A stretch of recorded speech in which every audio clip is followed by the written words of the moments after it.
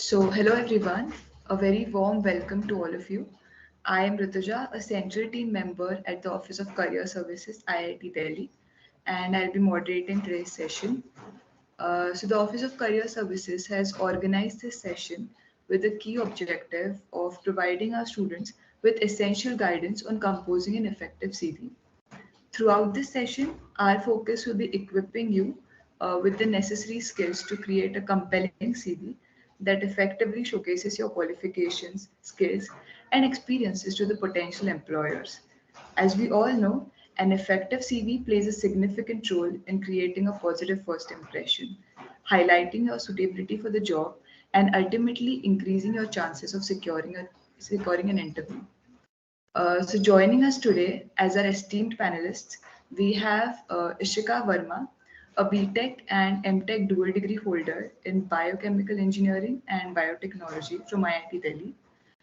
She's an incoming associate consultant at the Boston Consulting Group. Our second panelist is Anusha Khurana, a commissioner at the Income Tax Department.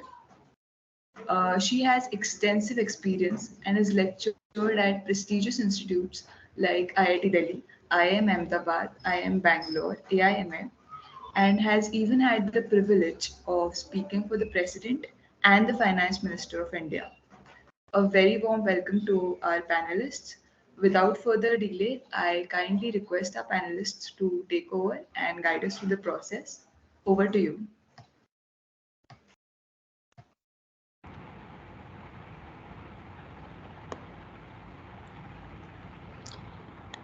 Hi, everybody. Hi, Anusha ma'am. Why don't you go ahead and introduce yourself first? I think the introductions have been done well enough. We don't really need to go into the depth of what we are doing. I think Ishika also has been introduced adequately. What I'd like to say right now is that I'm going to be acting as a facilitator, and I'm going to be looking out for the questions which all of you are going to be posing after we go through the essentials that we have delineated. And I've been going through the questions which you already gave us. And I've taken the most important questions first. So if you feel that things are not coming in a very sequential order, it's because I have thought the most important questions should be tackled first. So Ishika, I think, would you like to add anything to your introduction, or would you like us to start straight away? I think we can start. We can go ahead. Okay. So basically, all of you work together in sectors which I label as fact, that is finance. Either you're going for finance, academics, consultancy, or the technical arena. Now, the academic arena is the least touched upon, and today also we won't be highlighting that too much because the orientation for the academic arena is quite different. But we will have one or two questions on that. Before we do that, I'd like to jump straight away into a very important question which a lot of you have posed to us. And that, Ishika, is they're asking us, what if we don't have significant projects, positions of responsibility, or extracurricular activities to highlight for us? What should we do in that case in the resume that we are going to be putting up? All right. So I think first and foremost, I think everybody needs to spend some time to actually map out all of their experiences. And I would say you should also include your +2 years. So if you have done something during that time, just so that you have it for your own record, right? Because many times that kind of lays the foundation for a lot of activities that you take up in college. But apart from that, when it comes to the actual, I think most of you are probably in your second or third year. So I would suggest, like in those 2 to 3 years, every activity that you have been a part of, or even any activity you've witnessed, it's important to just have a note of that so that you know what elements that you can play around with. Now, when it comes to all of these sections, it's completely all right and understandable for you to not have a lot of content in each of these sections. But yes, something that I think all of us would recommend is having one really strong section out of the four sections, which would be your work experiences, your PORs, your ECAs, and your scholastic achievements. So if there's any one section that you can really highlight and show that you have consistently performed in that area and you have built upon these achievements over time, I think that's really important. So if you have an option right now, if you have the time to focus on something, I would say pick that one section of your CV that you know that you can really polish up to stand out. Ishika, tell me something. In that case, you have a standardized template, right? Your educational, scholastic achievements, then your positions of responsibility and ECA come. And as far as I know, your ECA and PORs can be juggled, but the rest of the things cannot be juggled. So if you choose to focus on one thing, will it come in a position which is lower physically in the format that is there? So actually you can shuffle all of the sections, but the standard format suggests that you go with your education background, then your scholastic achievements, then your work experience, and that pretty much leaves room for uh, I would say modification only in the last two sections. And I would suggest that that is completely all right. If your section is strong enough and you have displayed your content in the right manner, in the sense that you have used impact words, you have tried to quantify the work that you've done, and you have emboldened the right words at the right spots, then I think that section will stand out nonetheless. So you don't really need to worry too much about it being at the very top. And I think having it somewhere in the middle is the sweet spot. So it naturally as well, you would see that the work experience tends to come up in like the top 25th percentage area, and your POR and ESA you can juggle as per whatever is more important to you. And I think it takes that precedence in terms of creating impact on the people who are viewing. Yeah, no, psychologically, it has been shown that there is something called a primacy effect. So whatever comes first is obviously absorbed much faster. So Sure. you say what you've said is that don't juggle too much, leave the standardized positions as they are, but juggle a bit between PORs and ECAs. Is that what you've Right. said? Right. Okay. Right. Tell me something. Give us an example. You mentioned impact words. Give us examples of impact words. Right. So first and foremost, you would want to start all of your lines with like an action word. And when I talk about your lines, I'm talking about here these subpoints that are mentioned in each of your internships, projects, and PORs. Those are essentially the three areas wherein you can expand upon your work. So over there, you would want to start with an impact word or an action verb. You can find lists of these online. In fact, I think Harvard and a couple of other universities have published long lists online. So you can just look up impact action words for your CV and you'll get tons of resources there. I think it's important here to choose the words that you understand in terms of meaning. It should not be too superfluous so that it does not make sense in the context in which you are using it. So for example, if you were leading a particular club, or you were leading a project, or you were given some sort of ownership in during your internship, let's say you are using a word like spearheaded. Now you really need to be confident, or you need to be I would say meticulous about where exactly you're using such a word. I would say it would not make a lot of sense to say that under an internship wherein you are working as part of a huge organization, because in that case it's quite understandable, or it's an assumption that people would make that you probably wouldn't get as much ownership. But when it comes to, let's say, a college club, let's say you were part of the a quizzing club for that matter, and you organize certain events for, let's say, the Rendezvous Festival. So over there, you could use the word like spearheaded. But yeah, so use your action words like carefully. The second aspect of it is quantifying the impact. So now you want to talk about how many people you managed, or how many participants there were in a particular event, or how many data points you analyzed in a particular project, or what was the volume of the sales data, or the yeah, I think that's pretty much it. Even in your research internships for that matter, you will find opportunities to quantify the kind of work you're doing. So just try to do that. And again, don't go overboard with it. I think just putting maybe one or two numbers. You can also play around with the format, in the sense it could be a percentage, it could be in the form of a multiple, it could be a flat out number. So you can experiment with that a little bit. But yeah, whatever helps you visualize the impact of your project in the best manner. So sometimes, for example, it would be more meaningful to say 3x rather than 300% increase. That's up to you, right? So you can Right. use your own judgment over there. And yeah, I think that's what I mean when I talk about showing the impact of your work. Yeah, showing the impact of your work, the data that you put in should not overwhelm them, but at the same time, it should not be too less. And at the same time, you should be able to put it across in a pithy, that is a very precise fashion. And the most important figures should be highlighted: increase in production. I think in your CV, it was increase in production 30% odd, things like that, right? Right. Changes in the supply chain.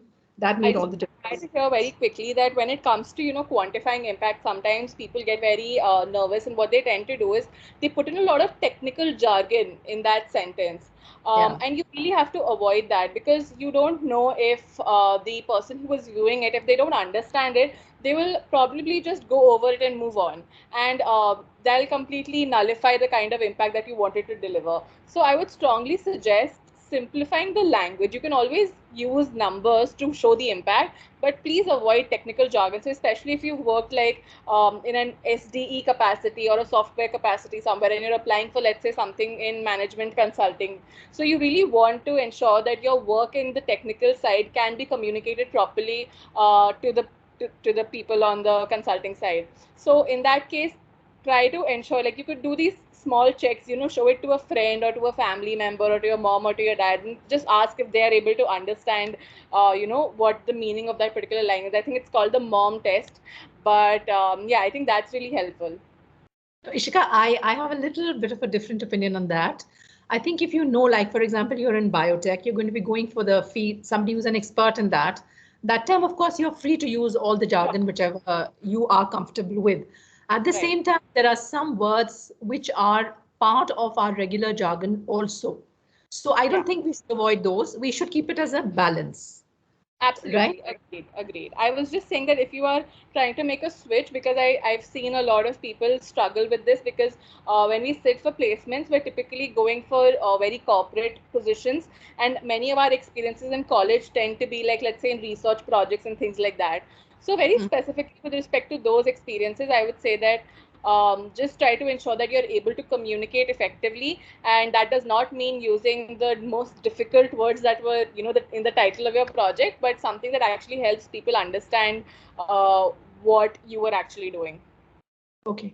So I've been looking at the IIM CVs, your resumes, and a couple of other institutes.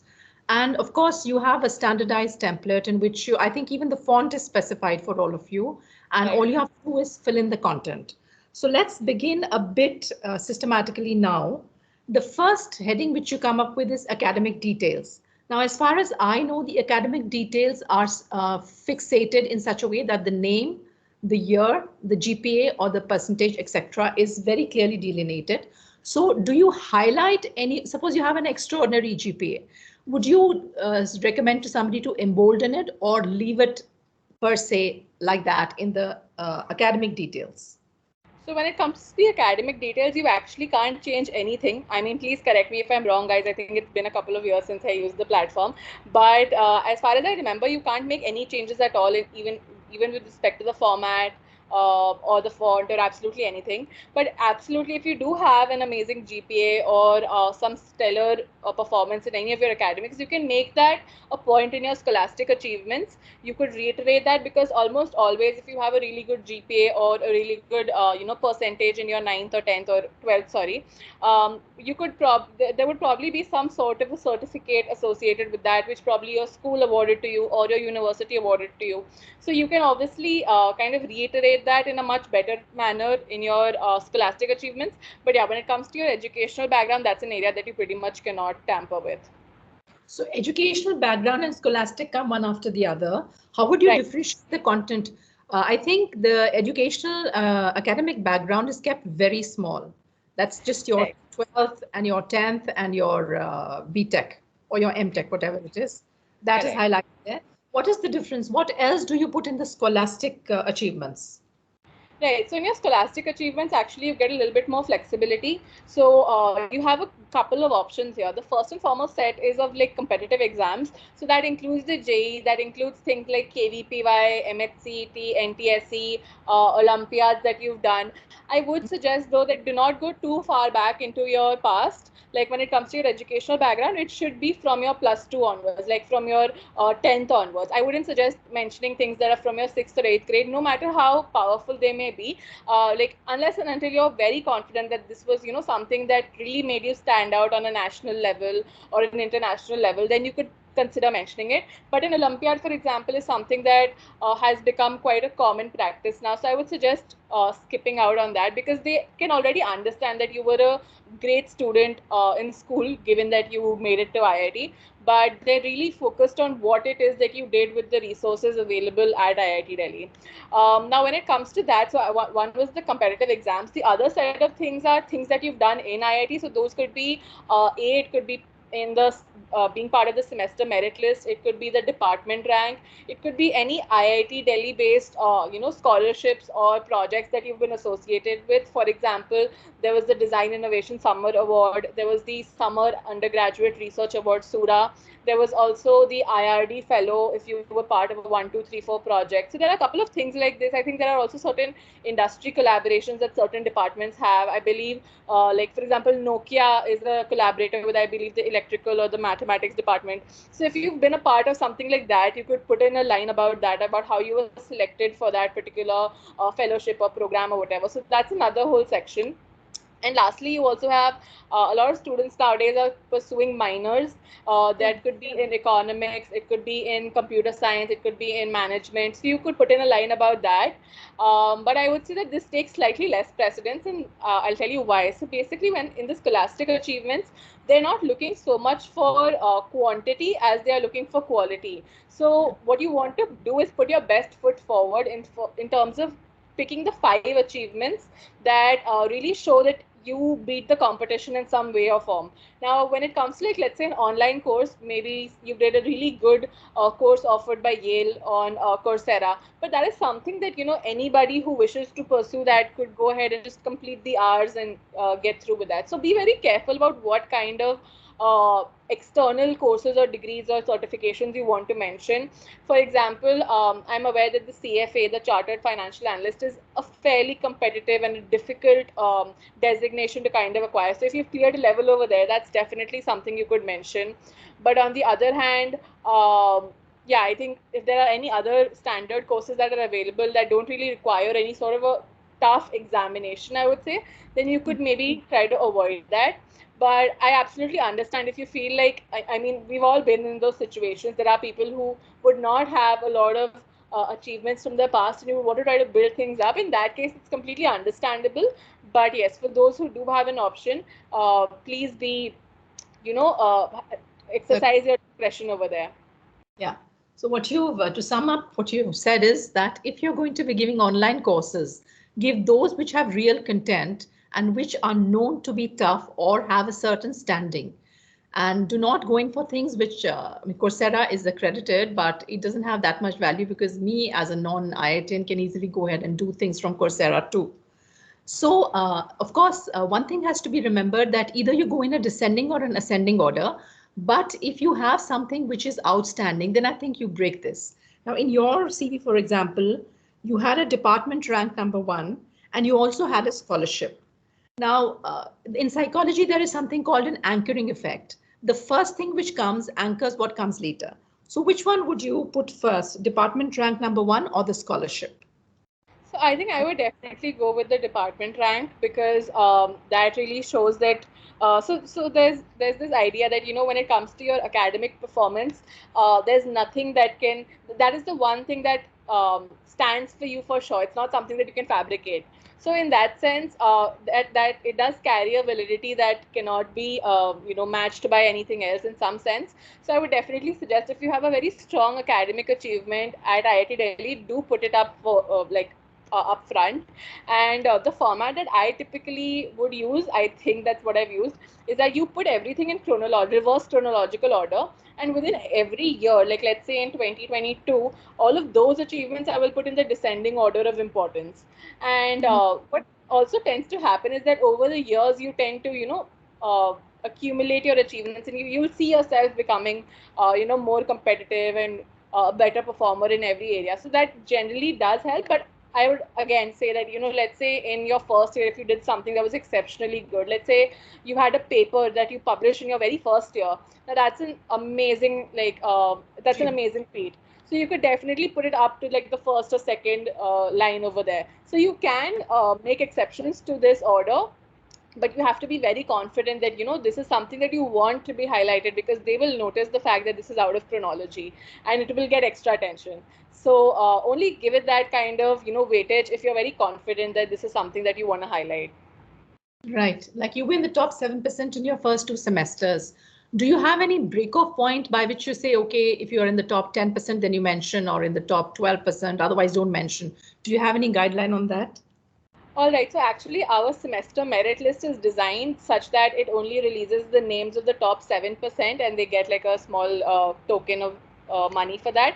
But so yes, I would say stick to that, as in don't create any uh, lists of your own, because that is kind of a red flag, because these recruiters, they've been coming to IIT for years now and they're very familiar with the format. So whenever they see something that is odd, that'll probably irk them or turn them. Although you might be absolutely right. I mean, you could be in the top 10%, and that's completely fair. But I would say avoid doing those things, especially in the scholastic achievements, because that is one section that is pretty much.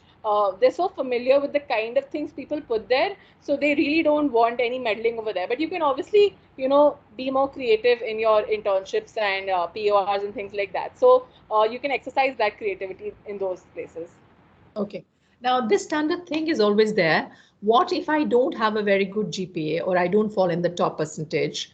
How do I make up for it? Some people make up for it by going for the extracurriculars or going for the PORs. And then amongst the PORs, they'll highlight the most important POR first or the best ECA first. But I feel that if you can show a consistent improvement in some particular field of, say, the ECA or your Right. positions of responsibility, then you tend to stand a chance of kind of compensating for a not so good GPA. What is your insight into this? Absolutely. So a couple of tips. So first and foremost, this is something that I just want to say, because nobody said it to me in the very beginning. So in my first semester, I had like a GPA of 7.8, and I was very happy with that at that point in time, because I thought, what, I've come to IIT to really enjoy and try all of these clubs and things like that. But I think it's only like halfway into my second year that I realized that there is no substitute for strong academics. Obviously there are other things, and I'm not saying at all that this defines your personality. That is in no way true. And in fact, you would see a lot of successful people don't really come from the department rank one or twos. So I would strongly suggest that it's not something that you should take to heart. But if you do have the option, if it is something that you just haven't paid enough attention to, or you are neglecting, and you have an option to do slightly better, I would say work on your academics. That should be something that should be true till the very end. Don't take too much burden. But yeah, I think staying above 8 is a really good spot.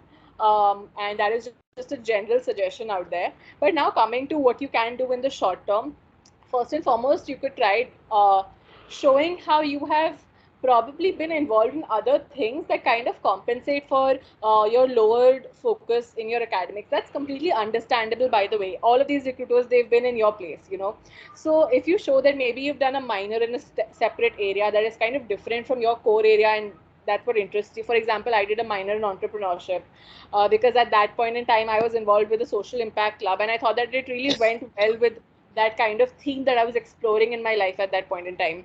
Or if you do something like the CFA, again, it shows that what, you really wanted to develop this competency in finance. It's very well understood that CFA takes about 300 hours of preparation for each level. So if you've put in time into that, that's all right. Or even for that matter, if you have the GMAT, if you've done the GMAT, you have like a 750 plus score. That also shows that what, maybe your academics aren't great, but your analytical ability is very strong, because the GMAT is like something that all of the B schools abroad use as a benchmark for primarily your analytical skills. So if you have a really good quant score over there, then that helps. GMAT, GRE, both actually.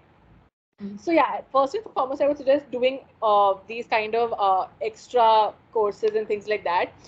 Secondly, I would say that absolutely, whenever you have like a strong performance in your PORs or in your ECAs, that can definitely bump you up. For example, in your ECAs, for that matter, if you've been involved in sports, and across the years you've consistently been involved in, let's say, the hostel level, and then you were in the institute team, maybe you went for the inter IIT or for certain inter college competitions, and you have that one after the other, that definitely creates an impact. Because again, it's very well understood that sports take up a lot of time.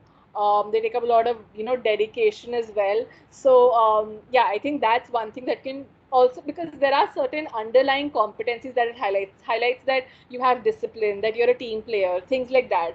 So Right. whenever you are looking at your ECAs, your PORs, be sure to have like a clear communication of what kind of competency you want to communicate over there, right? Right. So let's say you also have PORs in sports, but you also have a POR in, let's say, journalism or something like that. Maybe you were involved in the BSP. So that brings out a different aspect of your personality. Maybe your sports has been adequately covered in your ECAs. In that Right. case, in your PORs, you could focus more on the journalism than on the sports aspect, because it just shows that you've also diversified your abilities. But once again, I would advise that, there is an aspect of balance over here. You don't want to diversify too much, because that could look like, uh, jack of all trades, master of none, kind of like that. So, kind of have that right balance. Maybe I think having top three activities coming across on your CV is like a really good number. That you were involved in, let's say, some sport, some social impact activity, some journalism thing or something, or whatever that may be for you. But yeah, and if you have anything less than three, then try to definitely expand upon that one area and show how you have consistently performed in that year after year. Yeah, yeah. So what you said is that if you have too many achievements to your credit, then what you do is in the PORs and the ECA, you make a balance. In the ECA, you give your strongest ones there, and those which are left out, and if they belong to the POR, you put it in the POR. That is Sure. one means of doing it. And at the same time, don't become so diversified that people start thinking that you have delved into too many arenas and you are not really specialized in any one arena. Now, Right. you know, uh, I had some question in mind. That is, what if you're applying abroad? Should we cover it here or should we cover it separately? Give a small insight into what if you're applying abroad. Your So, resume, how?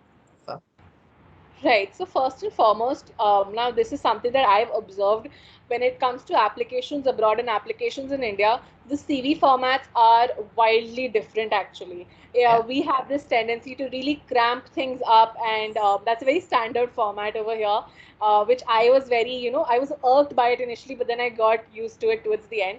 But abroad, it's a lot more cleaner, I would say. They have a lot more shorter. spacing. They don't use a lot of words, and they also focus a lot more on the software aspect of things. So people will talk about their hobbies, they will talk about what languages they know. There will Right. be small sections wherein they cover that. So if you are applying abroad, if you're like if it's a foreign company through the OCS system, then I would say stick to the IIT format, because that is what they're comfortable with. They are expecting this out of you. But if you are going out of your way to apply off campus abroad, I would say definitely go up and look up some templates on, let's say, Canva. That has some really nice templates. Don't go overboard with like colors and stuff, but I just want to highlight the fact that they really talk about their experiences slightly differently. You Yeah. wouldn't want to focus way too much on how competitive you are, but more so on what the Yeah. impact of the work was. So Yeah.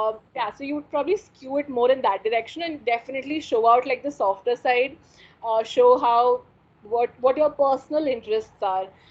So if you've been a dancer, for example, there are some people who have been practicing, let's say, Bharatnatyam for 7 years. So that's something that really appeal to them. That what this person has had this passion from childhood. Or if you play a musical instrument, and you don't really necessarily have to have any achievements associated with it, that's completely all right. But you can make a mention of it somewhere.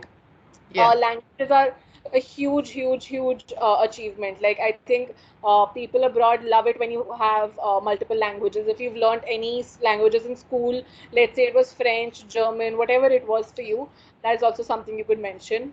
And yeah, and I think another thing that I've noticed, and I actually also did when I was applying off campus, in some internships and things like that, is that I would put a personal statement section on top. That is also something that I've Yeah. noticed in the very beginning, just like two sentences talking about what your interests are. Because sometimes our CVs are so diverse or so varied, like in terms of the kind of experiences we have, that a person cannot look at it and say that, what, okay, she's a person who wants to become a product manager.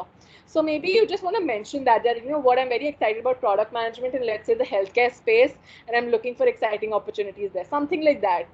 But yeah, I think you can experiment a lot with when it comes to Oh, going around. But yes, it has to be one page. I think that's true everywhere.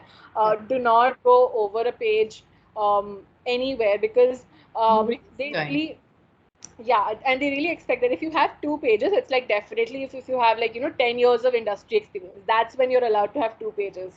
But till Okay. then, it's like a page, one page. Okay. Okay.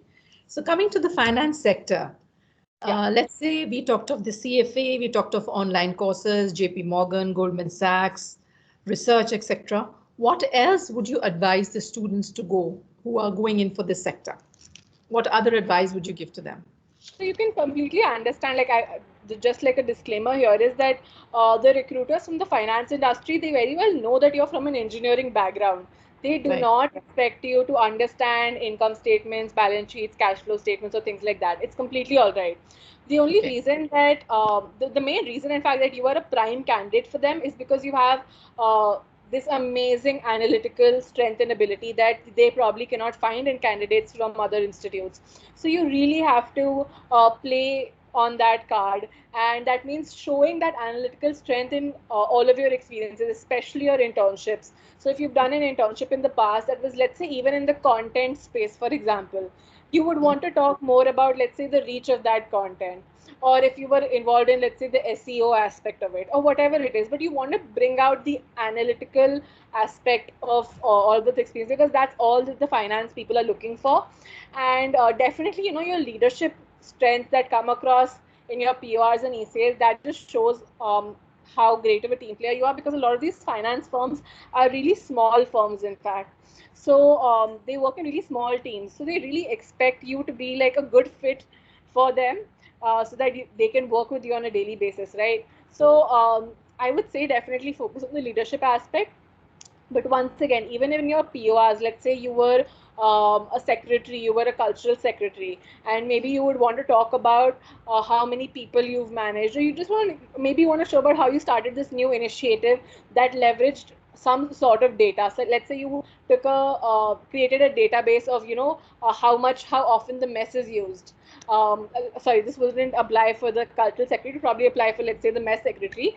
Then let's say how often the mess is used, and somehow you optimized the waste that is produced out of it on a, weekly or bi-weekly basis, something like that. So I'm just giving you examples of how there is an analytical aspect inside, like hidden within whatever you do. So definitely try to pick out those aspects, because they will appreciate that a lot. So you give the data angle, you highlight the tools that you used, any innovations you created. That's what you would go into. So That's what's your advice. especially if you've used any platforms, like if you've used Power BI for, making a form, it's very typical for people to make forms using Google Forms. But if you've used Microsoft Forms and then you've done some analytics on that using Power BI, you would definitely want to mention that. If you've done Right. any surveys, you've designed surveys that use a lot of a lot of contact points, and you are like it was a, you know wide reach survey, and how you actually went, what kind of insights you boiled down upon using that. So those kind of things for sure. Okay. Okay. Now, one thing which comes to my mind is you have a balance between WorkX and industrial training. They tend to overlap somewhere. One question which the students had asked was, I hope the student who asked us is here. I have experience in network marketing. Should it be mentioned in WorkX or industrial training?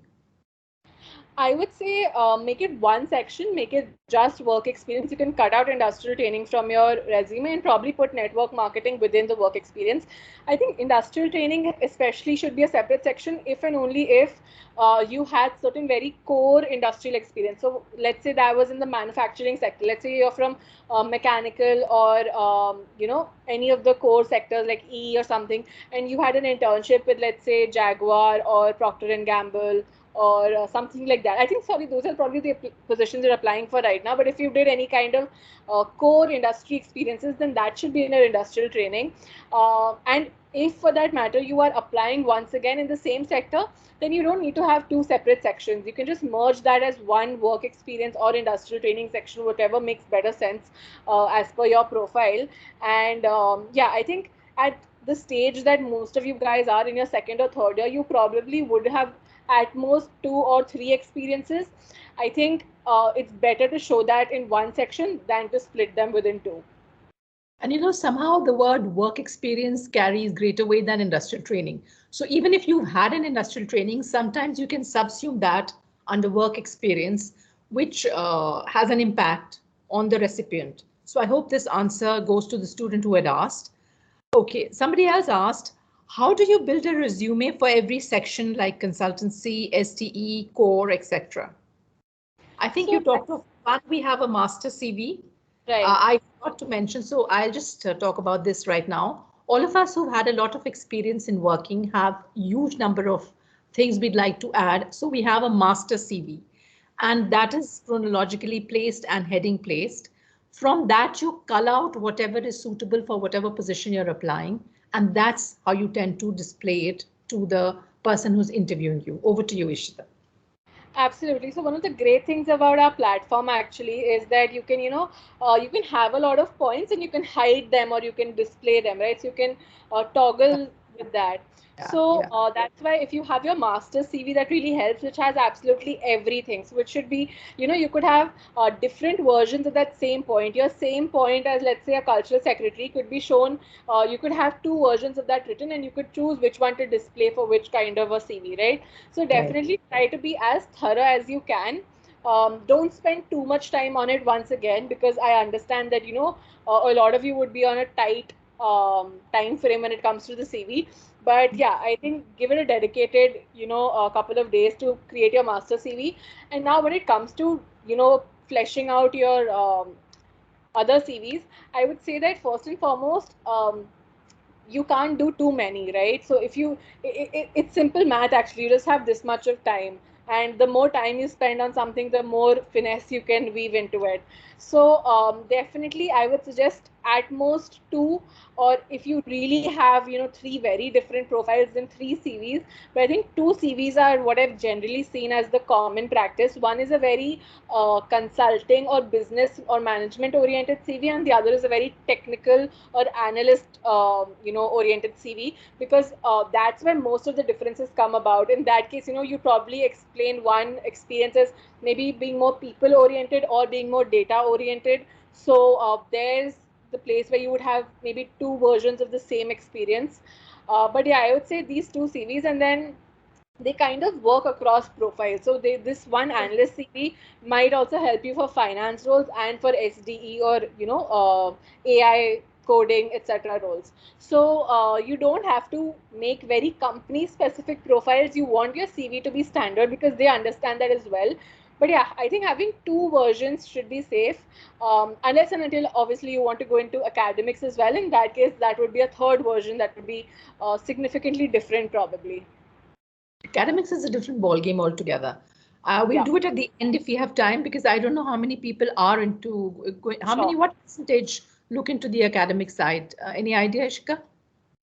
So I would say, given that it's probably less than 10%, because there are very few academic openings that come out on the OCS portal. But yeah, if you are applying, for a research internship, or you're applying for a master's program or something, then you would make your own CV, and I think the format also would be very different for that. So I'd Uh, strongly suggest reaching out to the right seniors to get some idea about that format. you have a lot of stuff online also, YouTube Yeah. videos I've seen, and you have a lot of other. I think Harvard Business Review gives you some. Okay, Right. then something is, you've gone off screen. I hope that is part of whatever Yeah. our. Yeah. Just give me a minute. I'll just get my camera back on. Just a minute. Now, this question I think is a repeat. What section should we include or ignore while writing resumes for different sections? So I think this has already been discussed, that you highlight according to the need which is felt for whatever particular aspect you're applying for. You don't ignore, but you do highlight. The next question, Ishika, can I take it? Yes, absolutely. Absolutely. Please give important highlights regarding each vertical on IT, consulting, analytic resumes. Let's say IT now. So I think that when it comes to IT, we don't have a lot of, you know, difference when it comes with respect to the analytical or the tech resumes. You'd probably just want to also mention what kind of platforms, or if you're very well versed with MS Office, with any other coding languages. I think Python, etc., is very well expected. So you definitely want to mention some of those things, like which coding languages and stuff like that. There is that technical skill section that you could put in that case. That is something that I would not recommend for the consulting resume, because they don't expect it out of you, and there's not any very core technical skills that would be relevant for a consulting profile traditionally. And if there are technical skills that you do have, it would be better for you to probably weave those into your internship experiences. Like, you could talk about how you used a particular language while solving a problem in one of your internships. So I think that will come across. If you have like a technical prowess that you really want to talk about, you can do that into your experiences, but you don't need to put it as a separate section. But I think that is more or less the major difference. Aside from that, when it comes to consulting or business analyst profiles, you'd really want to talk about your leadership positions in terms of how many people you managed. That's not super important on the tech side. On the tech side, I think what they're just looking for is a person who has like a softer aspect. They're not really looking too much into what exact competencies you bring across from that, because tech is not typically a very client facing role, but consulting on the other hand happens to be client facing. So they're expecting you to have strong communication, for example, and the ability to work with different stakeholders. So if you've, let's say you've held an institute POR, if you've worked with the administration in any way, that is a very, compelling point that, consulting folks will appreciate, because you've engaged with professors or you've got things done. And it's quite understandable that when you're dealing with bureaucracy, there will be certain challenges over there. So they will appreciate that kind of experience. Okay. What aspect of your resume did they pick up when you went for your interview? Which heading did they highlight? The first thing So that they began with. I had spent a lot of time in my second and third year in a club called Enactus, which a lot of you guys would be Ah, aware of. oh, And that gave me a lot of social impact experience, which I really enjoyed. So I was part of one project. Later on, I started another project. And apart from that, soon after Enactus, I contested for the Student Affairs Council secretary position. And that kind of helped me show how I took this impact experience and people orientation from my Enactus journey into my position as at SAC, and what kind of projects I did over there. So if you can weave like a story of how you could have experiences across different clubs, but if there is some sort of a underlying storyline that kind of ties them together, I think that also can be very powerful. And even if that story is not there, you don't have to force fit anything. But if it is there, then you should definitely highlight it. okay. You mentioned emboldening things, but as far as all the CVs I've seen in IIMs and in IITs, I haven't seen anything being emboldened. Is it used? Yes, so you can use the emboldening, italicizing, and the underlining. Three I would say Features. format. Yeah. So when it comes to emboldening, I think that's the one that's most commonly used. The first and foremost thing is that it should be used in a consistent manner. So Okay. let's say in your work experience, you've emboldened the name of the company, you've italicized the name of your position or your role, and Yeah. then in the normal format, you have whatever that company was doing. You want to follow that across your POR section and your ECA section, if that's relevant. So you want the club to be emboldened, not your position. Sometimes people do the opposite. So just have certain clarity about what your chosen formatter is in terms of the text. And also, it's somewhat okay if you have it different in different sections, but within the same section it has to be consistent. Because Consistency is very important. when there is any discrepancy, and these recruiters are going through hundreds of resumes and they spend like a minute on each, then those discrepancies tend to stand out a lot. So Yeah. yeah, just from that perspective. And the other thing I would like to say is that you have to embolden what's important, but don't go overboard. Like, so for example, you've mentioned increased production output by 5%. Now you don't need to highlight increased and 5% or something like that. You can just say highlight 5%, because when your attention goes to that 5%, your mind automatically reads the words just preceding and following that. Mhm. And so that's why just be very careful about what you're emboldening. Don't go overboard, because then it looks like there's way too much highlighted and it's not, Right. easy on the eyes basically. Yeah, yeah, So yeah. Formatting, as we discussed yesterday, is important. After you finished building your resume, do remember to format it, because the first impression which you have will be the visual impression, what hits the eye. Now, the next right. question one of the students has asked is, we've answered this, but I'm reading it out so that they understand it's been asked. How can I highlight the online courses or competitions? So we have already discussed whether online courses like the CFA, etc., needs to be highlighted, but Coursera courses and other simplistic courses need to be downplayed. Competitions would come in your ECAs, or if you've been at a position of responsibility also, you could utilize that. But this has been answered. Now the next question is, what should I include in the skills section, and how should I tailor it for specific job applications? Now, this we have already discussed, tailoring it for specific job applications, having two master CVs.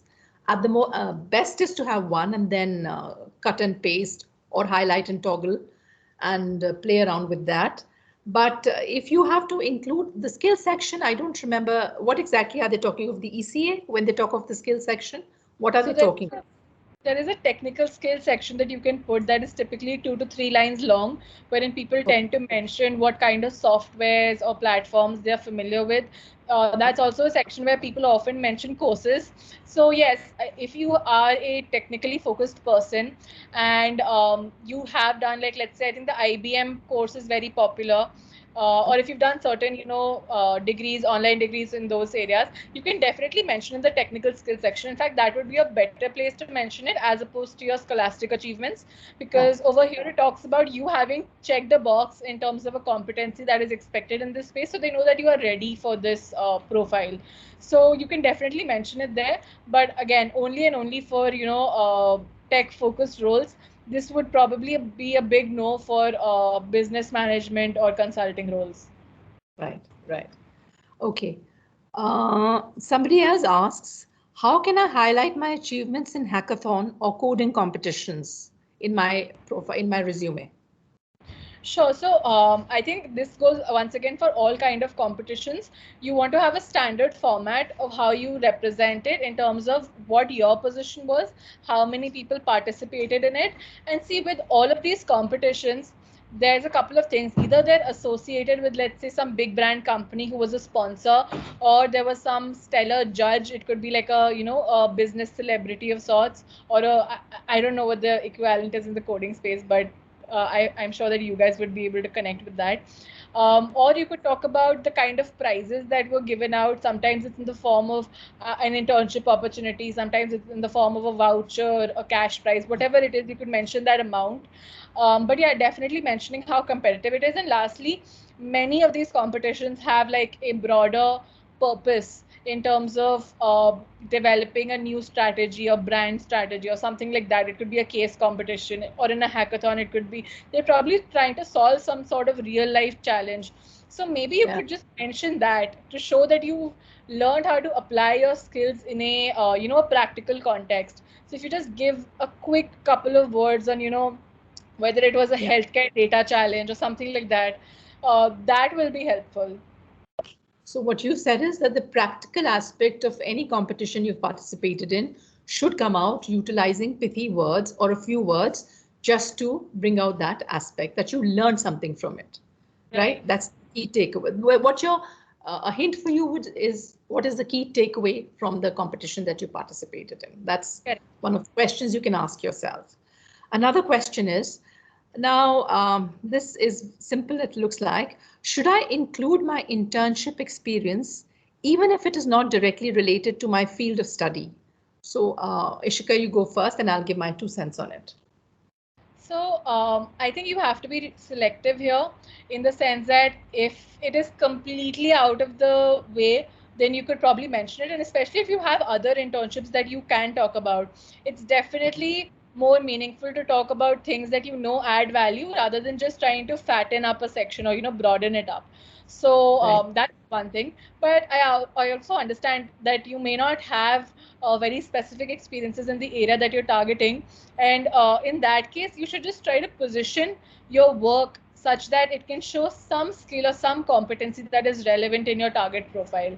So you could be doing some sort of volunteer work in, let's say, Teach for India, but Mm, even within that, there are opportunities for you to highlight both the data components or the leadership components or the mm, people management components and things like that. right. So just try to think about that. And I think one thing that a lot of companies nowadays are looking for is innovation. So if you've really just brought about any sort of new program within your internship or done some sort of side project out of your own, you took responsibility on your own to maybe start this internal thing for, let's say, women in the company, something Right. like that. You can Mm. mention you can mention those. And there's definitely, you know for sure that in every experience there are takeaways that will make sense for your next experience. So just be able to break down your current experience into what matters most, and try to highlight that. Could you even utilize that internship experience as a POR? I mean, if it's not directly related, you juggle it and put it in the POR if it fits in there.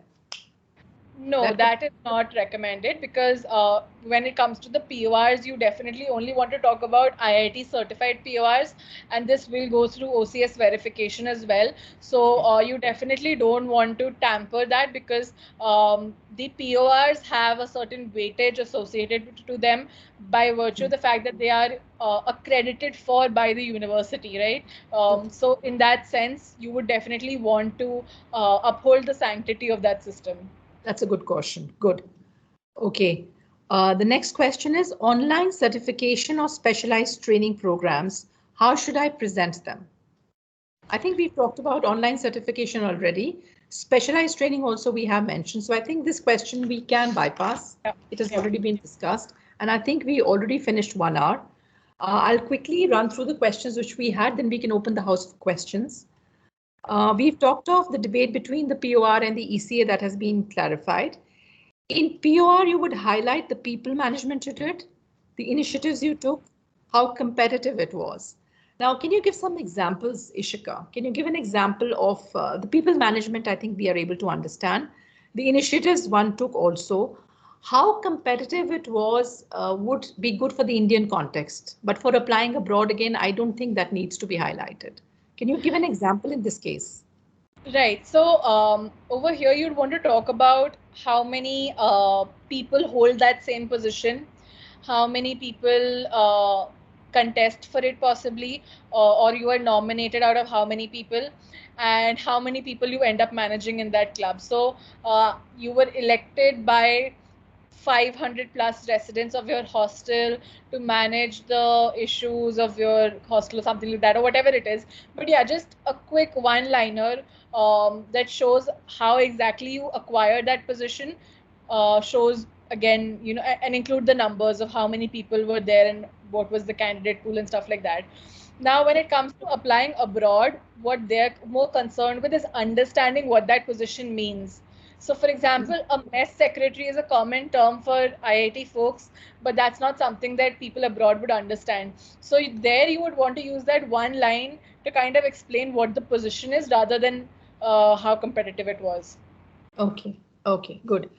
Now we come to the section on ECAs. ECAs can actually make or break you after, I think, PORs. Somehow PORs would carry a little more weightage. Correct me if I'm wrong.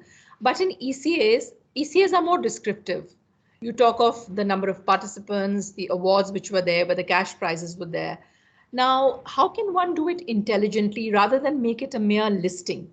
What is it that one can do to make the ECA look impressive? Maybe take out one little point. Let's say you were into debating, etc. So you carried the rolling trophy through, something like that. That could be highlighted. What else could be done? In fact, I would suggest that, the PORs are a section where you can be more descriptive of what you did within that role. But when it comes to the ECAs, it is more of a list, but yeah, how you present that list makes a world of difference. So Hmm. that comes about in two ways. One is, what are the specific achievements in terms of podiums you've received in events related to that particular activity, and then there's also obviously the softer aspect of some sorts, in terms of maybe you organized workshops in that space, maybe you facilitated some sort of a new kind of format of an event. So over there you could get a little creative, but I would say that the focus should be slightly more on listing, because that is what they're expecting. And Yeah, I think that just makes more sense. But yeah, if you want to round it out, make it a little bit more holistic, then you can add these other aspects of how you represented or how you led, or let's say a contingent in a particular event or something like that. So that could help you round it out a little bit. So basically, if you look at the underlying psychology under the PORs, that is what you highlighted. That is where they're actually trying to see how responsible and what your leadership qualities are. So that is the place to play around with. And Yeah, ECAs would be more a listing or intelligent presentation of what you're going to be doing. correct, Okay. correct. Then what aspect of clubs would you mention? Are there any clubs which are taken in a graded factor as more important, or are all clubs given the same degree of importance?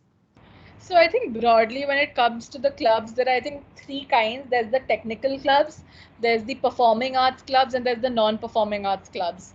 I think that mostly covers it. There are obviously others as well that I'm probably forgetting right now. When it comes to the technical clubs, you really want to talk about the people aspect, because to round it out a little bit, because the technical aspect is understood. Let's say you were part of something like accelerator, where you were involved with building this formula race car. You would want to talk about how you raised money for that initiative, for example. Right. And when you come around talking about your performing and non-performing arts, I think over there it's pretty standard. It's like, I wouldn't say that the club itself matters a lot, but it definitely matters as to how you talk about your work. So in that case, definitely reach out to seniors in your respective clubs and try to see how they've represented their achievements. And if you could work on, if you want to play with that a little bit, you can take inspiration from theirs. Also sports, I think sports is one whole sector that I completely missed out on. Over there, in fact, it tends to be more standard, because you talk more about the exact achievements, and that's kind of all right. But if you do have any team management aspects, if you were the vice captain, let's say, and you started something new in the hostel, you could definitely talk about that. I mean, that would help. Okay, okay. Now there's a concept called clubbing. Suppose you've been a part of a club, you've mentored, and you also volunteered. Sometimes you just club it all together under social endeavor. That is Right. a very intelligent way of combining three different aspects or four different aspects under one head. Sure. Can you think of any other thing which can also be combined and can be put across? Right. So actually, I think debating club, literary club, and the Yeah. quizzing club are kind of called like the holy trinity of sorts. So if you've Yeah. had experiences across these three, because maybe you were a participant in, because they have a lot of collaborations as well in terms of the kind of events that they have. So Right. I had clubbed that into one section called like creative writing. Activities and stuff like that, and I just mentioned three, four things there. So you could do that, but it entirely depends on what you want to highlight. In certain profiles, I wanted to highlight my social impact experience, so I wanted that to be like a separate chunk on its own. And then I wanted to club my creative writing and literary activities, so I put them in a smaller section. So you could do that, or else if it makes more sense for you to split it up, absolutely go ahead. But yeah, I think uh, when you club, sometimes it's helpful, because then you are only talking about the most important achievements in each of those areas, and that can make the clubbing more powerful in some sense, rather than talking. When you split it up, you'll have to put in maybe more subpoints under each, and that can tend to dilute the effect of Club. what you're trying to communicate. So definitely do not try not to dilute your big achievements by clubbing it with a lot of smaller ones. Right. So highlight, that is where culling out, I think we must learn to cull out in any resume. We have to learn to slash the unimportant, which is Sure. something a lot of us are very reluctant to do because for us, each achievement is very close to us. But if we learn to Exactly. prioritize and we learn to orient it towards the sector that we are applying for, then we can do it. Just One question. Yeah. Yeah. You were saying something?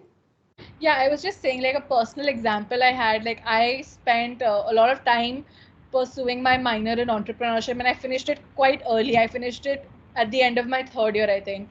And In the end, I ended up not mentioning that in my scholastic achievements because Okay. although I was really attached to the fact that I had completed the minor, I realized that it wasn't adding a lot of extra value because I think Value. that aspect of entrepreneurship was coming across in some of my other experiences, and I could have used that one line of space better in maybe some internship or some POR or something like that. So yeah, when you are looking at this, please have like a third person perspective. It's a little difficult, but yeah, don't get too attached to your achievements. We know that they're important, and you will definitely get a chance to talk about them in the interview. So Yeah. in the resume shortlisting, it's more about showing that you have all of these skill sets, and yeah, just have a third person perspective there. Yeah, stand neutrally and be able to observe yourself Yeah. as a third party, then you're able to do it better. Okay, we've already done 1 hour and around 30 minutes. So I'll just take one little question and then we'll look up what questions people have online. I noticed in your CV itself, there were some courses which were mentioned which could have been part of the IIT curriculum itself. Should those courses be mentioned under courses done, wouldn't the recruiter also know that these are part of the standardized courses? So should you mention them or should you not mention them, like positive psychology or maybe something else, which is part of your minors, let's say? Right. So in IIT, what happens is that you have this on the second page, you have only the absolutely verified things mentioned. You can't really change what you've written. You can just choose whether or not you want it to be mentioned. So over there, when it comes to the courses, you have the list of the courses and you can choose which ones you want to show. This is not an important section, guys. So don't spend way too much time, racking your brain over it. But I would suggest definitely mention the courses that you think add a different component. So, for example, I really enjoyed all of my humanities courses, and positive psychology was one of them. So, I wanted to mention that to show that, you know what, I have this interest just in case they happen to look at it. But I wouldn't mention something like statistics because that was not the kind of role I was going for. But if you are going into a technical role, you might want to mention, MTL 106 or call 106, which are courses that kind of show that uh, you're comfortable with data structures and things like that. So yeah, but don't fill all of your courses because then they're not going to read it at all. If Yeah, you but really want to mention a few courses, choose which ones. Yeah, sorry, I think I cut you off. one question which comes to mind is sometimes you have something which is very unique, like for example, let's say positive psychology, and you want to start the interview, you want to give them a lead. Where can you drop this kind of thing? This can only be dropped in the end. So is it a good idea to, try and highlight it, embolden it, so that they begin with something you are very strong on, or should one go by the traditional outlay which is already there? So I'll just give an example. I did this course, it was a management course called the Macroeconomic Environment of Business, and that's a course I really liked. Right. But I can't really mention that course in my main resume because that's not an achievement on its own. But as part of that course, we did like this group project in which we wrote an article, and part of the evaluation was to be able to get it published on an online platform, and you were able to do that. So then I mentioned that I used to mention that, earlier I used to mention that in my scholastic achievements because we'd published an article on sustainable finance in a popular, finance journal. So Okay. definitely if you've done some sort of an activity in that course that can kind of elevate the value that that course brought for you, then you can mention that activity, but you can't explicitly mention the course. And maybe this is something, if it was really very, very meaningful to you, you could probably like weave it into some of your HR answers during the interview, but it's not something you can probably highlight in your resume otherwise. Okay, okay. So till now, what we've talked of is we've gone through the entire outlay of your resume, which is given to you by your alma mater, your academic details, your scholastic achievements, your PORs, and your ECAs. We've discussed most aspects which we could think of, and we've also taken questions which you've given us. Now I Right. think you spent 1.5 hours. Rutuga or Divyanshi, I think we can open the floor for questions because that would be most meaningful right now. If we missed out any Uh, angles, those would come through. Can I see the chat if any questions are coming through? yeah, we'll just enable the Chat chat. should be enabled now, yeah. Guys, if you have any questions, just post them in the chat box. We'll take it up for you. Uh,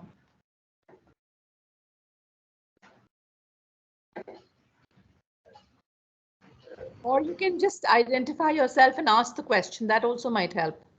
I can't see anything coming up in chat. First of all, I hope people found that we've covered. Avi has asked a question. What do I do if we have PORs but not many ECAs? Avi, Drishti, this has already been discussed. But I'll ask Ishika to take it up again. What do I do if we have PORs but not many ECAs? Right. I'm so sorry I had to turn off my camera because of a technical issue, but I'll quickly answer that. When we talk about PORs and ECAs, all right. So I think you can then, whatever POR you have in that particular space, there is something that you probably have done in that space in, let's say, an extracurricular capacity. Try to mention that. If not, try to mention your participation in events. It's okay if you weren't like a podium holder, but participation also counts. So if you and participation is something that you can also do right now.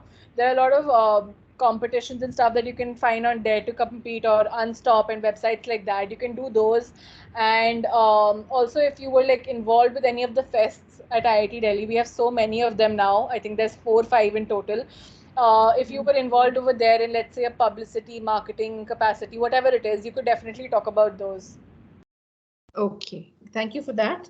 Now, somebody's asked, if I've had a department change, can I mention that as a scholastic achievement? Now, that sounds a very double-edged sword.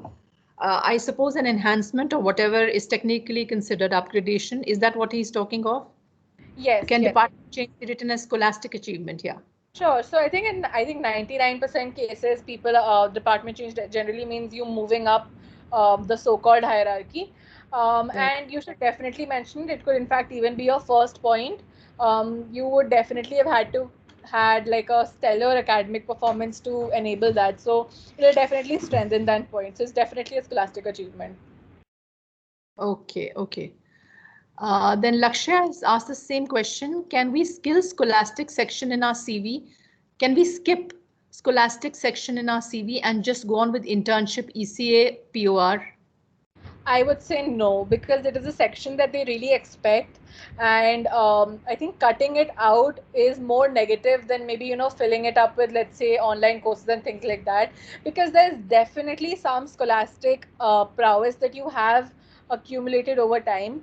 It's okay if you don't have like the most amazing achievements, if you don't have a department rank or a KVPY rank or something like that, but try to look at your IIT experiences, and you can mention your JE rank and things like that, but definitely don't cut it out.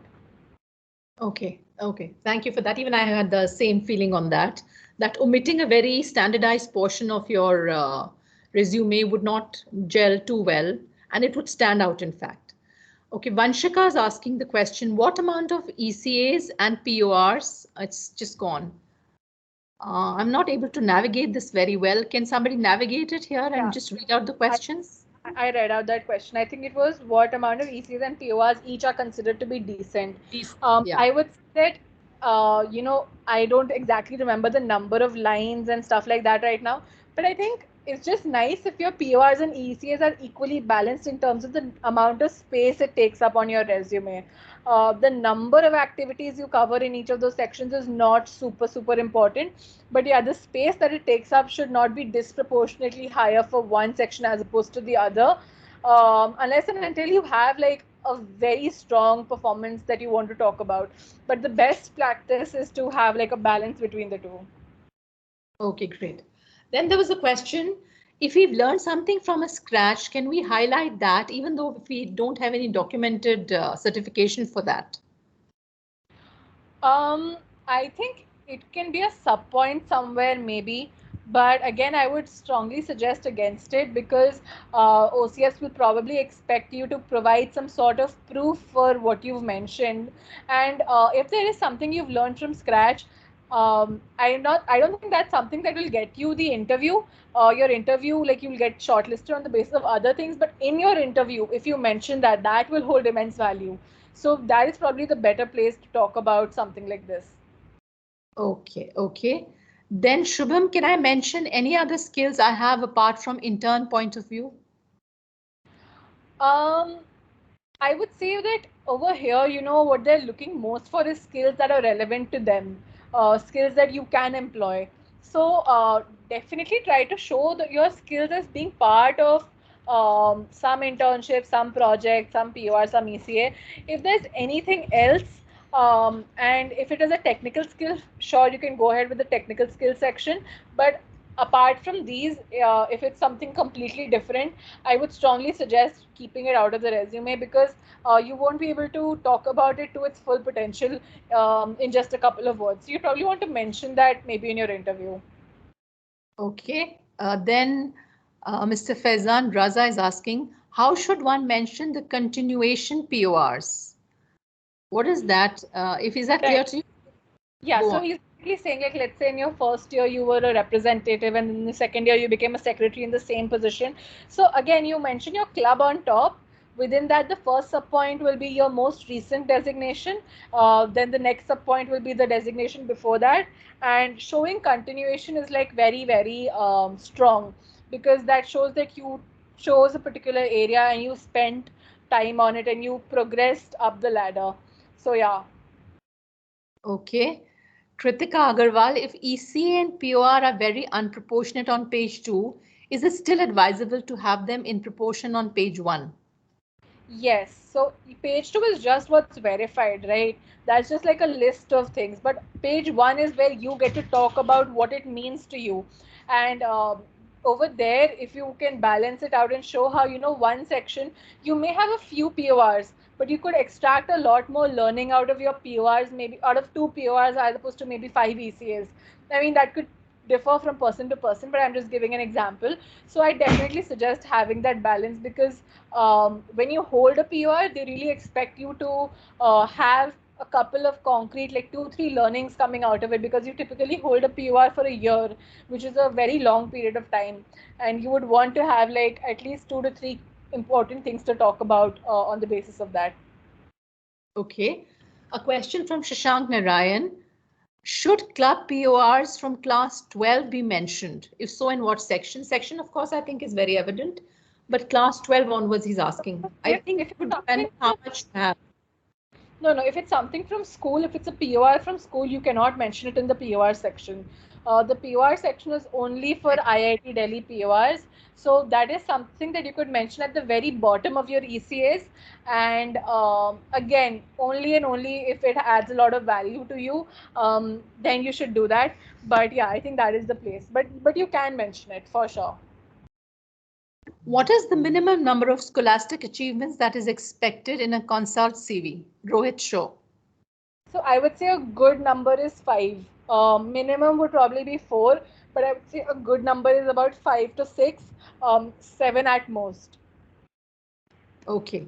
Shivam, I think this question has been asked. I am an MTech student and have volunteered in my BTech college, but don't have certificates. Can I mention that? This is So equivalent to another person. He answered right now. you should just get in touch with OCS and ask how you could possibly go about getting the verification for that. It would be great if you could get like an email from whoever the faculty supervisor was of that particular activity in your BTech college. I think an email could work, but yeah, catch up with OCS on that point. Okay, Biswarup Datta, research paper should be added in projects or in scholastic achievements. So I think you can add it in your scholastic achievements. So there's two options here. One thing is that you could either talk about it in your projects. So maybe you spend 3 lines talking about it, and then you put a last line at the bottom which is italicized, which just says that this I published this paper in so and so journal in so and so year. Or you could put it as a scholastic achievements. I would suggest it's better if it comes across in the project section, so that sometimes when you disjoint it, if the research paper is in the scholastic section, the person who is reading it might not be able to make out that that paper is related to this experience in the project. So if you want your project to stand out a lot, then you should definitely mention it right under the project. But if you're, let's say, applying for a non-research role, then you would probably want to split it, because it just helps you add some volume and show that the experience was here, the achievement was there. That's totally all right. Okay. Gurharinder Singh is asking, can unfinished but validated projects be mentioned, like ongoing or something like that? I think for sure. So you will definitely have to show proof for the fact that you started it, and I think it is all right. You will again have to, quickly talk to OCS about that. But in your projects, you can mention it. Probably not in your internships. Like, I don't think an ongoing internship can be mentioned, but an ongoing project can. Okay. But for everything, as we have said, some kind of documentation or some kind of validation is really important. And I'm sure you would be able to get that too. Have I missed out any questions? Just can you, Ishika, can you scroll up and see? Yeah, Because yeah. after Viswarup Datta, I haven't got any new questions. I can't see anything more. Anybody we missed out, please just unmute yourself and ask your question. So I think somebody asked. Sorry, I So, was just saying, somebody has asked, what if you are not so sure about our CV being shortlisted for a non-tech role because of a low CG, but have a lot of PORs and ECA? Should we try for it? I would say yes, because you know you never really know what exactly they're looking for, and maybe you have certain skills that come across in your PORs and ECS that are really attractive to them. So definitely apply. There's no harm. But yeah, you should definitely also be self-aware and prioritize accordingly. So don't put all of your eggs in one basket, but at the same time, don't go out trying to do something that's completely out of your domain or your profile, unless and until you're very sure that you can, give your best effort in terms of preparing for that position. So, but I would say apply, always apply. There's no harm in applying. okay. Chirag is asking, if we work on any startup, is it advisable to put it in the CV, even if we have no documentation? Chirag, I'm sure after the discussions we've had, you can come up with some kind of documentation from your startup and you will be able to validate it. And I think you should mention it, but Ishika will be definitely answering it for you. Yeah, so if your startup is incorporated, that means that they are officially a legal entity. Then whoever is the founder has the authority to give you a letter mentioning your engagement. But if it is something that is still in the works, it hasn't really been officialized yet, then you could mention it as a project, but not as an internship. Okay. Kapil Goel, for ongoing internship, can offer letter be valid? I think yes. I think it probably would be. Again, touch up with OCS on that. But yeah, so I think for most of you, your internships haven't ended yet. There's probably one more month to go, and the CV process is, it's an ongoing process till I guess August or so. Again, OCS will be the best person to talk about all of these timelines. But yeah, if it's something that will get over this summer, then you can definitely mention it. Garima is asking, can you write two internships if they've been done concurrently and one is remote? I assume one is remote or both are remote. If they are remote, she's written. All right. So I would say that I think it is against OCS policy to mention overlapping internships, but you could mention one of them as a project. I think that is something that you could do. The one that is maybe less important to you. Right. But prioritizing again. In which section, Divyansh is asking, can we add our inter-college sports achievements? That would be the ECA? Yes, yes, your ECS for sure. Okay. Any other questions which we've missed? Subha Biswas. I was a founder of a startup.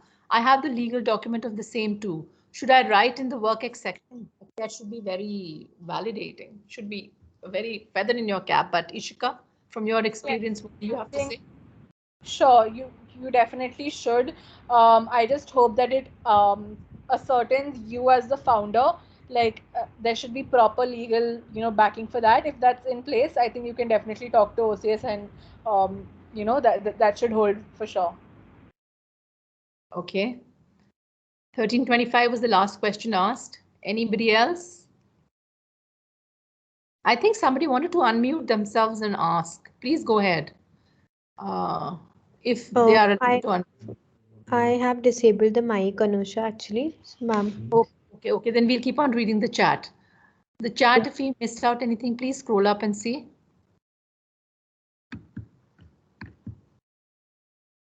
No, I don't think you can mention the project and internship both if they're in the same period.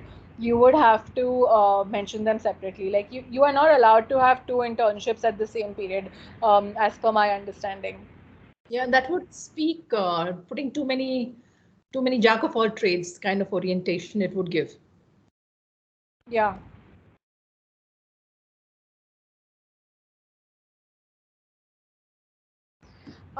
Should we put some uncompleted interns? Definitely not, I would say. Like, if it is intern you started and you did not complete, I don't think you should mention that. It does not come across positively.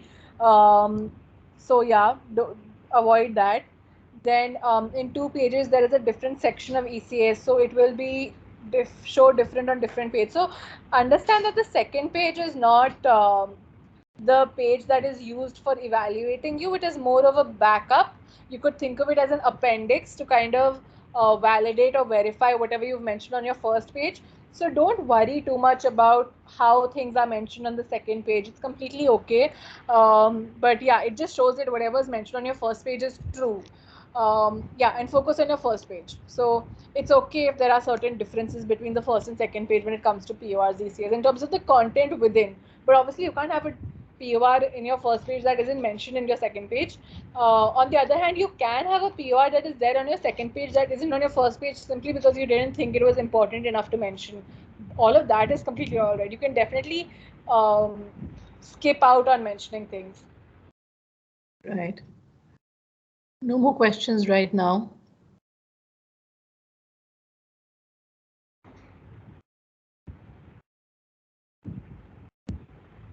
I We think we have have actually spent quite a decent amount of time. yeah. Now there's I a just new want to message. say like One second. one last thing that I wanted to say is that I think a lot of you would be aware that it is a difficult time for our economy as well, and other economies. So this process, it is quite intensive and it can get overwhelming as well. But please don't like take it too much too hard. Don't take a lot of stress because these things will sort themselves out, and you will always have opportunities to accumulate experience. At the same time, definitely put your best foot forward, and I really strongly suggest front loading. So when it comes to your CV, like after today, don't spend way too much time before you get started on it. I would say start immediately. Prepare a first draft. Like if you, because once you get the 0 to 1 effort done, everything after that is much easier, and you will also get more time to incorporate changes.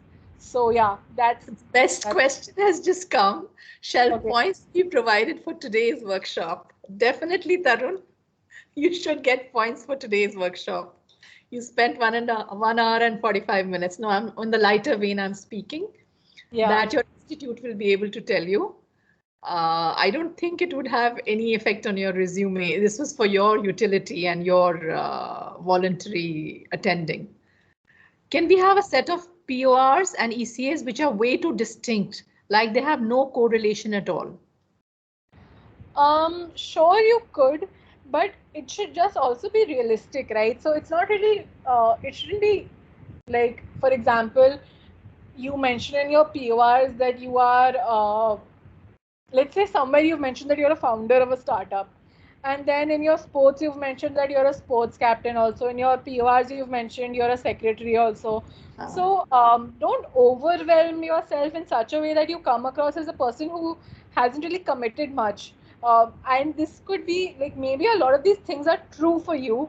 It's possible, but just be cautious of how you present things. Don't go overboard in terms of talking about how amazing you were in each and everything, because it should also make sense from a a number of hours per week perspective. Yeah, it So should be a realistic contribution. They're yeah, looking for the quality of contribution you would have made. So if you have too many things you've been doing, then again you'll come across as having put your eggs in too many baskets, which might be good at times, but in this case it might not ring such a good impression. Then exactly. if I have a project and an internship, but they have some overlapping days, can we mention them? This I think has been answered, but you can retackle it. Yeah, again, I would say that if it's a project and an internship and there's some overlap, that is completely all right. But just ensure that it is in line with OCS guidelines. That's very, very important, because you really don't want to lose time over discrepancies with the OCS format or the OCS guidelines. So just ensure that everything is in line with that. That's my only suggestion over there. I think it's time to wind up now. Rutuja, what do you think? Are there any more questions coming, or we'll wait for another 2 minutes and see if any Uh, more questions are coming? yeah, sure. I think 13:30 is the last question which came. But I think we have managed to tackle a fair amount of questions which came directly from the students. Unnati Goel, if we have an internship offer that we were offered through OCS but got revoked later because of company issues, can can we still mention it in our CV? So over here again, I would just say that I know that it sounds like an offer, and it is for sure to get that offer. But if you have a lot of content on your CV already, this is something you should deprioritize. If you Yeah. are very adamant on the fact that you really want to mention it because you think it, brings about something about your personality or your candidature, maybe you could confirm with OCS and mention it possibly in your scholastic achievements somewhere, or at the very bottom of your work. I would not suggest mentioning it Yeah. in your work experience, because it's not an experience. It was an offer. If you want to mention it, maybe mention it in your scholastics at the very bottom once again, because it's not exactly a scholastic achievement. There is an aspect of scholastics, because obviously you got those offers because you're smart. But yeah, I would advise against it if you have to mention it in your calls. Okay. Ashish is asking, we have an application limit of 50, so how to choose companies in limited way? So see, realistically, there's a bunch of factors. There's a factor of whether you are a good fit, whether that company is a good fit for you, whether you are a competitive profile in that space. But I think traditionally that number of 50 has always been like a bigger number than what people tend to end up applying in. So it's a very comfortable limit. It's not something you should be strongly worried about. Um, but yeah, I think a good way of maybe judging which companies to apply in is looking for the kind of seniors that have gone into those companies, and kind of seeing how your profile kind of aligns with theirs, and also whether or not you are really interested in that kind of a role or not. Definitely don't apply blindly for something that you have no interest in, because I think that's just an unnecessary engage like unnecessary thing that takes up your time, as well as the companies. So yeah, just avoid applying in places that you definitely don't want to go to. That is a tendency that's not appreciated. Okay, I think with this we should wind it up. Thank you so much, Ishika, and I'll hand it back to Rutuja. Yes, so I guess we have covered all the questions. I would like to thank Anusha ma'am and Ishika ma'am for taking out time from your busy schedules. Thank you so much for providing us with such great insights. It will really help us. and we'll wind up the session then. Okay, perfect. Thank you so much. Thank you for having us here. Yeah, all the very best. And Thank all you the so very much. best, of course. Thank you, Absolutely. Anusha ma'am. Thank you. Thank you, Ishika. Bye bye. Bye bye.